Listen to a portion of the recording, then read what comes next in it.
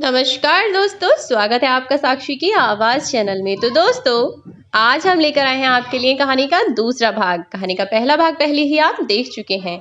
कहानी के पहले भाग में हमने जाना कि एक बूढ़ी औरत जो कि एक स्कूल फंक्शन में उपस्थित हुई थी, जिसे देखकर प्रिया और विमल के होश उड़ गए।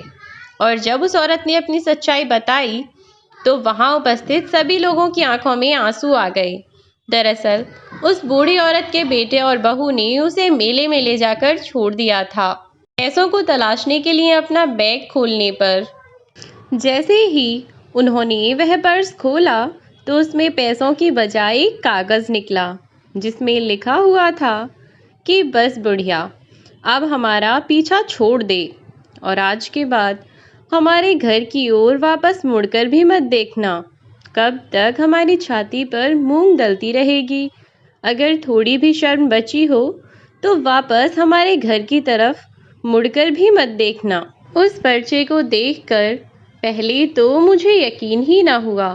फिर मैंने खुद को समझा लिया, क्योंकि उस पर जो लिखावट थी वह मेरी बहू की ही थी और इसके बारे में मेरे बेटे को भी सब कुछ पता था, क्योंकि मेरी बहू ने यह सारी बातें उस पर्चे में लिख दी थीं। उसने लिखा था कि मेरा बेटा और बहू दोनों में से कोई भी मुझे उस घर में नहीं देखना चाहता। वे केवल मुझे मेरी पोती के कारण झेल रहे थे।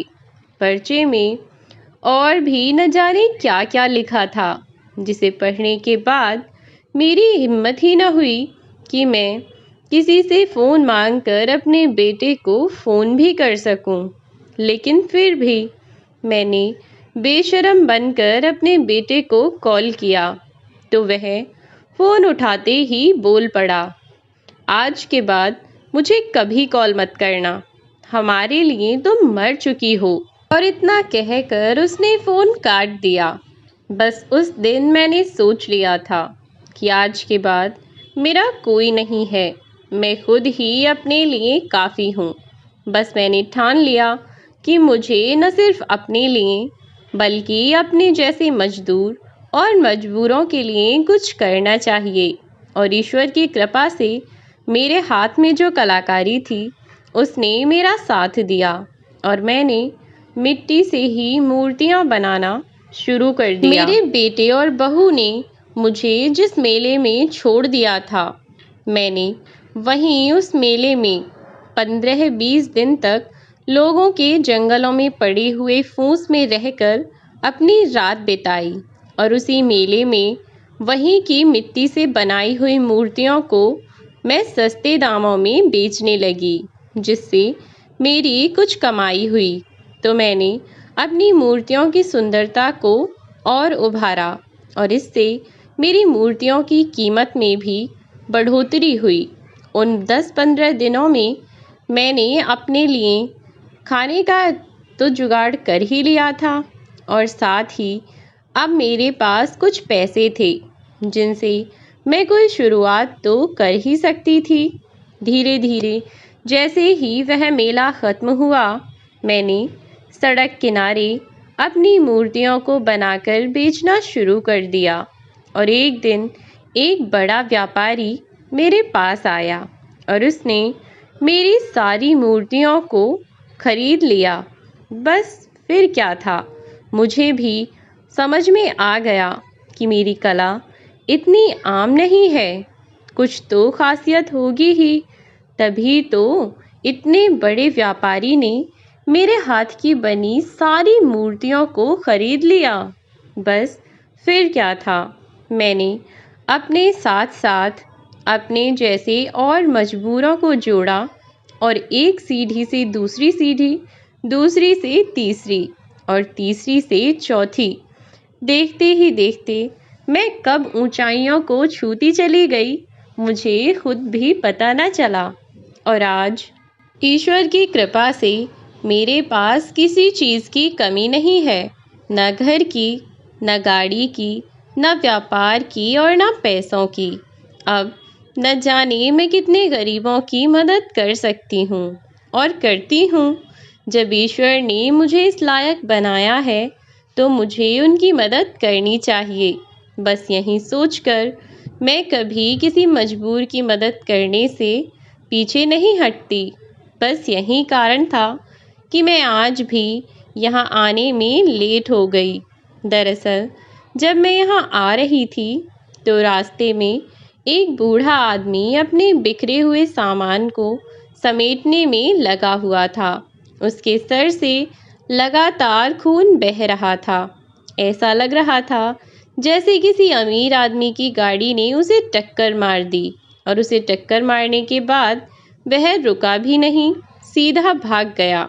और वह बेचारा अपने घाव पर ध्यान न देकर अपने सामान को बटोरने में लगा हुआ था। तो बस मुझे यहाँ आने से ज़्यादा ज़रूरी उसे अस्पताल ले जाना लगा, तो मैं पहले उसे अस्पताल लेकर गई, उसके बाद यहाँ आई, जिसके कारण मुझे इतना समय लग गया। और बस बच्चों, मैं आप लोगों को यही कहना चाहूँगी कि इंसान यदि चाहे तो किसी भी उम्र में कितनी भी ऊंचाई को छू सकता है। यदि आपकी नीयत में कोई खोट नहीं है, यदि आप सही रास्ते पर चल रहे हैं, तो एक न एक दिन अवश्य ही आपकी जीत होगी और आप अपने लक्ष्य को पाकर ही रहेंगे। फिर इस बात से कोई फर्क नहीं पड़ता कि आप 10 साल के हैं या 50 साल के, उम्र चाहे कोई भी हो, लगन ऐसी रखो कि कामयाबी खुद तुम्हारे कदमों में आ गिरे। बस शिल्पा जी का इतना कहना था कि ऑडिटोरियम में तालियों की गड़गड़ाहट इतनी ज़्यादा हो गई कि उस समय पीहू अपनी दादी को चिल्ला चिल्ला कर बुलाती रह गई, पर किसी को भी उसकी आवाज़ नहीं आई, क्योंकि पीहू की दादी को पीहू के कॉलेज के बारे में कुछ पता नहीं था। तो वह तो बस अपना काम कर रही थी, और इधर पीहू ने स्टेज के पीछे से झांक कर अपनी दादी का चेहरा देख लिया था। और जब उसने अपने पापा और मम्मी के कारनामे सुने तो वह चौंक गई। उसे यकीन ही ना हुआ कि उसके माँ बाप इतना गिर सकते हैं। और अपनी दादी की कहानी सुनकर उसकी आंखों से आंसू रुकने का नाम नहीं ले रहे थे। वह लगातार रोए जा रही थी, यह सोचकर कि उसकी दादी ने कितना कुछ सहा उसके माँ बाप के कारण, और यहाँ आज तक वह यही सोचती रही कि उसकी दादी गलती से मेले में कहीं बिछड़ गईं। पर उसे क्या पता था कि यह सब उसके अपने माँ बाप की सोची समझी साजिश थी। अपनी बूढ़ी माँ से पीछा छुड़ाने के लिए उन्होंने यह सब किया। पीहू को दुख तो हो ही रहा था, साथ ही साथ अपने माँ बाप के लिए उसके मन में बहुत ज़्यादा गुस्सा भी था। अपनी दादी की पूरी बात सुनने के बाद वह उन्हें आवाज़ लगा रही थी, लेकिन जैसे ही बात पूरी हुई तो सब लोग तालियां बजा रहे थे। जैसे ही तालियों की गड़गड़ाहट कुछ कम हुई तो पीहू स्टेज के पीछे से दौड़ती हुई आई और आकर अपनी दादी से लिपट गई और ज़ोर ज़ोर से रोने लगी। उस लड़की को यूं रोता हुआ देखकर शिल्पा देवी कुछ चौंक गईं। फिर जब उन्होंने पीहू का चेहरा देखा तो वह पीहू को पहचान गईं।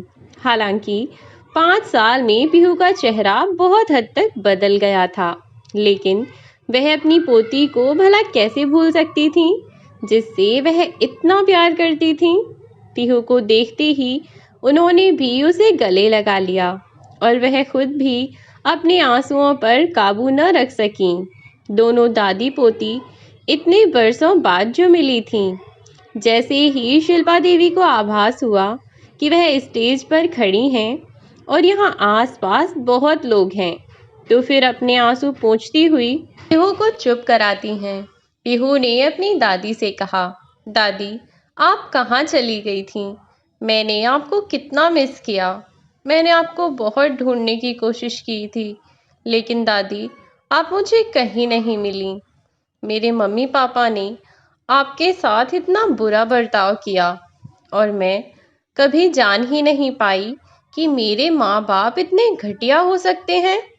शिल्पा देवी पीहू को चुप कराने लगी, लेकिन क्योंकि वह दोनों स्टेज पर खड़े थे। सभी लोगों ने उनकी बात सुन ली और कॉलेज के प्रधानाध्यापक बोले, पीहू, क्या यह तुम्हारी दादी हैं? तब पीहू ने अपनी गर्दन हिलाई और अपना सर नीचे करती हुई बोली, जी सर, यह मेरी ही दादी हैं। तब प्रधानाध्यापक ने कहा, इसका मतलब शिल्पा जी के नालायक बहू और बेटे कोई और नहीं बल्कि तुम्हारे माँ बाप ही हैं। पीहू सिर नीचे करके सुनती रही और उधर भीड़ में खड़े पीहू के माँ बाप विमल और प्रिया दोनों अपना मुंह छुपाने की कोशिश कर रहे थे। लेकिन अब तो सबको पता चल गया था कि पीहू के माँ बाप ही शिल्पा देवी के बेटे और बहू हैं। तो पीहू के दोस्तों के माँ बाप, जो कि प्रिया और विमल के आसपास ही बैठे हुए थे, उन्होंने विमल और प्रिया का तमाशा बना लिया और उन्हें बातें सुनाने लगे। विमल और प्रिया जैसे ही वहां से भागने की कोशिश कर रहे थे कि तभी स्टेज पर खड़ी पीहू ने कहा, कहाँ भाग रहे हैं आप दोनों? आप दोनों को अपने किए कर्मों का सामना करते हुए बहुत शर्म आ रही है। पर आप लोगों को तो ऐसा लगता है ना कि आपने कुछ गलत ही नहीं किया। जब आपने कुछ गलत नहीं किया तो आप दोनों भाग क्यों रहे हैं? यहाँ खड़े होकर सबके सवालों का सामना कीजिए। अगर आप सही हैं तो कोई भी आपको कुछ कह ही नहीं सकता। और तब प्रिया और विमल वहीं खड़े हो गए और पीहू ने सबके सामने अपने माँ बाप को बहुत भला बुरा कहा। हालांकि वह समझती थी कि अपने माता पिता के प्रति ऐसा किसी भी औलाद का व्यवहार गलत ही है और उसके व्यवहार से उसके माँ बाप को बहुत ठेस पहुँच रही होगी, और ऐसा ही हो भी रहा था। पीहू ने जब अपने माँ बाप को कहा कि आप दोनों स्वार्थी हैं, अपने अलावा कभी किसी के बारे में नहीं सोच सकते, इतने मतलबी इंसानों के पास रहकर भला मैं क्या करूँगी? मुझे इतने घटिया इंसानों के पास नहीं रहना। तो यह सब सुनकर तो प्रिया की आंखों से आंसू निकल पड़े और वह बोली, यह तुम क्या कह रही हो? हमने जो भी किया है पीहू, सब तुम्हारे लिए ही तो। तुम्हारे लिए हमने क्या कुछ नहीं किया पीहू। तब पीहू बोली, वही तो जो आपने मेरे लिए किया है। दादी ने भी वह सब कुछ पापा के और आपके लिए भी किया है। आपको इस बात का तो एहसास है कि आपने मेरे लिए कितना कुछ किया है, लेकिन इस बात का ज़रा एहसास नहीं है कि दादी ने पापा के लिए कितना कुछ किया है। आज जब दादी की उम्र इतनी है कि वह अपने बेटे बहू के साथ घर में खुशी खुशी रहें, तो उस उम्र में आप दोनों ने उन्हें घर से निकाल फेंका। तो क्यों ना आप लोग भी इस चीज़ की आदत डाल लें, क्योंकि आप जब अपने माता पिता को घर से निकाल सकते हैं तो आपकी औलाद आपको क्यों नहीं निकाल सकती। खैर, मैं आपके जितनी भी घटिया इंसान नहीं हूँ कि मैं आप लोगों को सड़क पर भटकने के लिए छोड़ दूँ, लेकिन हाँ, आप जैसे इंसानों के साथ भी मैं नहीं रह सकती। आज के बाद भूल जाइएगा कि आपकी कोई बेटी भी है। आज के बाद मैं अपनी दादी के साथ ही रहूंगी। अब आप लोग यहाँ से जा सकते हैं। पीहू की यह बात सुनकर प्रिया और विमल दोनों सुन्न रह गए और स्टेज पर जाकर पीहू को मनाने लगे। पर पीहू ने अपना फैसला नहीं बदला और उन दोनों को वहाँ से तुरंत निकल जाने के लिए कहा। इधर शिल्पा जी की कहानी और विमल और प्रिया की करतूतें वहाँ खड़े हर एक इंसान को पता चल चुकी थी। तो उनकी नज़रों में विमल और प्रिया के लिए नफरत साफ दिखाई दे रही थी।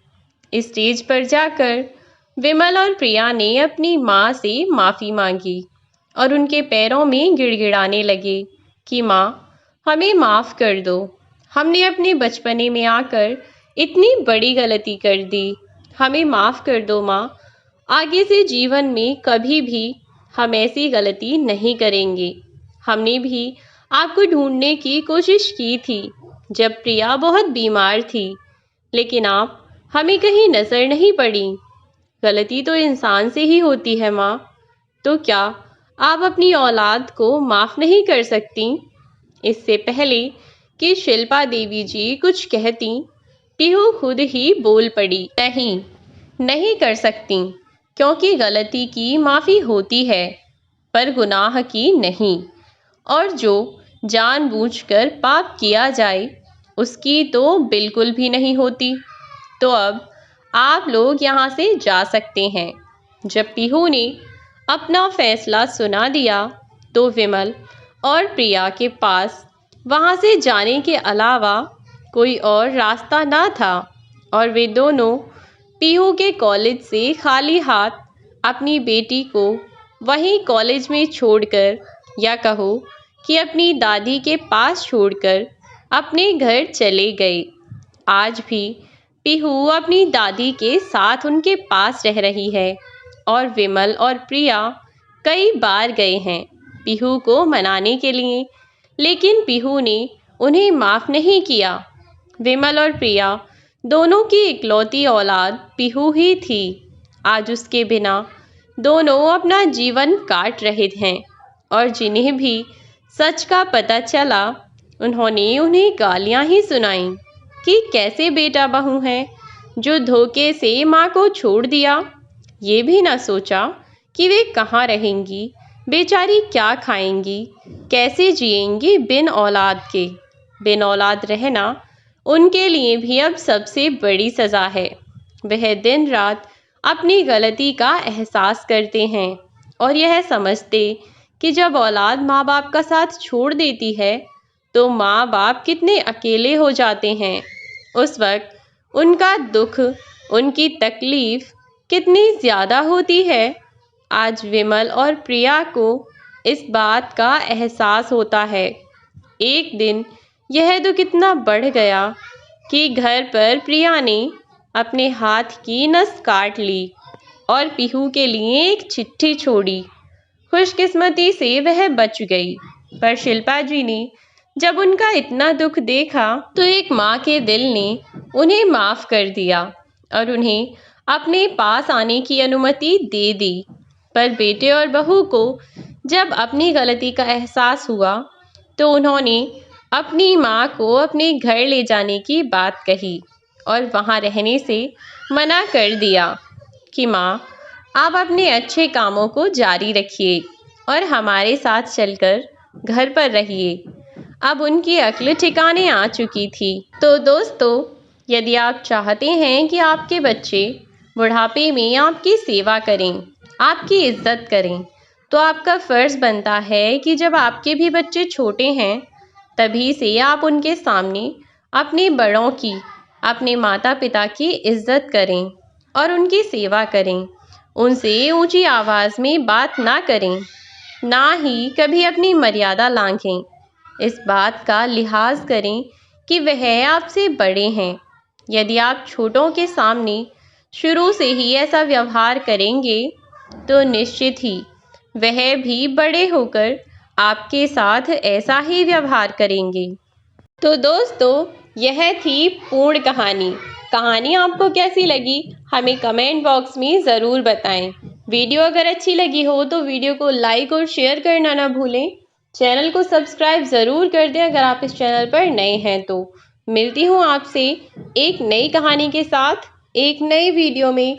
तब तक के लिए बाय बाय मेरे प्यारे दोस्तों, अपना ख्याल रखें।